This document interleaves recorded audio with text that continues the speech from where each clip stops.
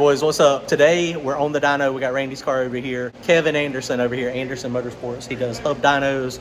He was going to explain a little bit to us about what the hub dyno is, how it works. Look on the inside. I don't know if you've ever seen the inside of a hub dyno.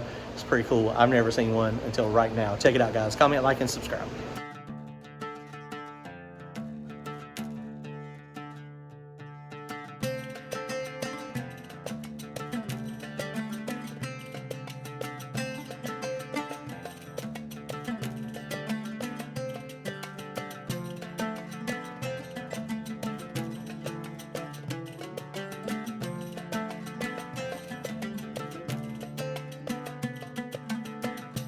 Disconnecting the trans brake because we're going to do a full-blown pull on this thing. So this is the great big Mainline ProHub Dyno. Man, this is wild. I guess that's got a drive shaft or axle. That's what he was talking about in it. And it's got that looks heavy. Wow. What's the most power these things can take? They said theoretically 6,000 over that. They'll find out when something does it. Well, oh, so nobody's ever been there, huh? We're not going to be there today, obviously. Yeah, so this is the CV I was telling you about. Oh, okay. That's like something you'd see on like a monster truck or something. Oh, wow. Check but that it out. gives you. Look at that. I had no idea that did that. Yes, I mean, the basic stuff kind of, you know, how an eddy brake dyno works is. Wow. These retarders turn on, big electromagnet. Right. That's a torque arm.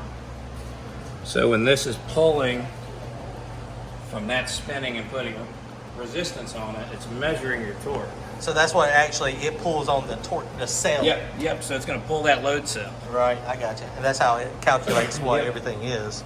So like they say 3,500 a piece, pretty much. Okay. So we're going to start out pretty much just running one. If we need any more load than that, we'll run the rest of the four. Wow. So if you turn both of them on like 1,000 horsepower, it would probably lock it down. So the way these work, you do your run by hub speed. So you say this many hub speed per second. Right. So what it's allowing it to accelerate. Correct. So like I start my runs, like if we're gonna do like a high gear pull or something, whatever the converter would flash to. Right. That's gonna be the start of the run. Okay. That way we don't load the converter up unnecessarily. Then you run through your run, it'll flash through it, and then you kind of, you know, try to think about, like, say I was cruising down the road at 30 miles an hour. Matter to the floor, how long would it take me to go from 30, flash it up to like 7 grand if it's, you know, a normal LS car. It's about 5 seconds. Faster cars be a little less, and then when we do the full on, we'll kind of figure out how fast the hubs are spinning on the trans brake with it unhooked. That'll tell us. Right. Load it up just a little bit underneath of that. You let go of the button, and then, you know, if you want to do like an 8 mile hit, if you know this car's going to run, you know, say it's going to run a 4 second, 5 second. Right. That'll be our pass. Gotcha. Shift it just like you do. You get shift drops, all that stuff, converter slippage, because we're locked. So you're going to get a good comparison of axle speed.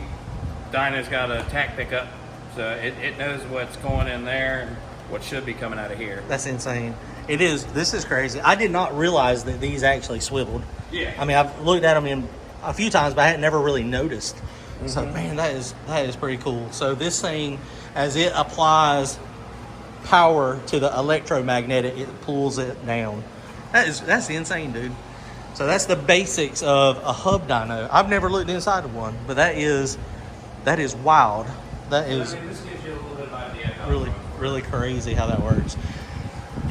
So you just calculate it whatever you need it to be. So we've already put his gear ratio in. So this would be 1-to-1. So theoretically, 2,200 we would be starting if we started there. So but let's say, you know, this converter is going to be, say it's going to flash up. That's probably safe. Say about 5 grand. Okay. So we're starting there, and this motor is going to spin to 8,500. So that's if it's 1-to-1 and there's no slip. Right. So we'll go to like 83, you know, just account for a little bit of slip.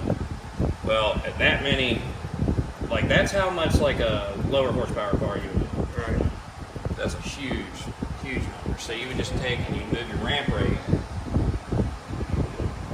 Okay, so that would be if we laid on it in high gear, it's going to hold us and load the dyno for 0.4 seconds. Right.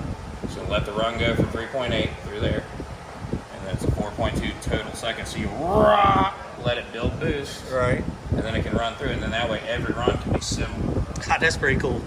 That is really cool. And then when you do the, so this is if you just do the basic hit the space bar. Any of these we can start to run off of. Okay, gotcha. So like, you want to start it off a boost. Every time it makes 1 pound of boost, start the run. Right. If you got a really laggy turbo, it won't make boost like normal dynos, but you can get it on the chin. Right. Set it to 20 pounds. Then Right. sit here, make 20, and then go for the run. And then it'll do the run once it gets started. Wow, that's crazy. So, I mean, That is pretty cool. a lot of times I'll do, like horsepower, like start off a certain horsepower. Right.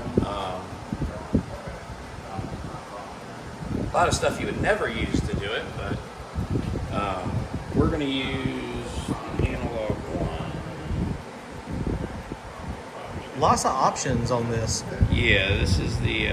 So how easy can we manipulate it to get 6,000 horsepower real fast? Cannot. Dang. We Okay. cannot. Randy, we're not getting 6,000 horsepower You're today. going to have to go to somewhere else. You're going to have to go somewhere else for that. But you can play with the numbers and make it move a little bit. The only But not that much. So the only thing we could do to, if you say manipulate the numbers, we're not going to manipulate like a overall number. Like say we wanted to change how the run is. So that gives you an idea of, that was an off the brake on mine with the, gotcha. with like my spool up, and then that was the shift drop, and I didn't have as much boost on it. All right. But Randy's is going to be completely different because his derived RPM is going to be different than mine. So his whole run, say he did a high gear run, that's his high gear. Right. That's where he would end his high gear. That was 8,000 in my truck with the 410. That's crazy. Right. But if you wanted to manipulate it, the only thing you could really do is kind of shift where this start speed is. Right. And all that's going to do is mess with like this part. Gotcha. All of this kind of evens out. Right. Gotcha. But like this big, huge torque number, that's because that's first gear. Right. Bang. So that's that huge torque. Right. Right here's the torque number in high gear. So, about 850. Because you're getting the torque multiplication. Yeah, And you're getting, and that's why it's important to have these Right. because, I mean, that 1,200 foot-pounds of torque in low gear on an LS, so this thing's going to make Right. crazy. and on a roller one, that would just spin the wheels. Yes. You couldn't do it. So that's the purpose of a hub dyno. The hub dynos are really, really cool. Well, man, this is interesting. So really excited. What do you think about comparing dyno to dyno? What is that? Does that do you any good? I mean, the only thing you can do is use the same dyno to measure with, because going one to the other, it's like, starting with two different size measuring sticks. Some start at 0, some start at -2, some start at 3. Right. So it's, if you use the same dyno as a tool, doesn't matter which one you use, but you got to use the same one to compare it to. I mean, we're not on the happy end of converter stuff. I mean, that would definitely benefit from having a tighter converter, but you get into the point of what horsepower makes what ET and what makes the most sense to run. That's right. Because we're here. We're racing a car. We're not racing the dyno. That if he goes out there and doesn't get the mile an hour he needs, Right. we know that he's going to have to do a converter change. Right. Which, as of right now, if you go out there and you say, let's put more power in it and it won't pick up, you don't have to go to the track 5-10 times. One That's and done, right. we can send the converter and get her squared away.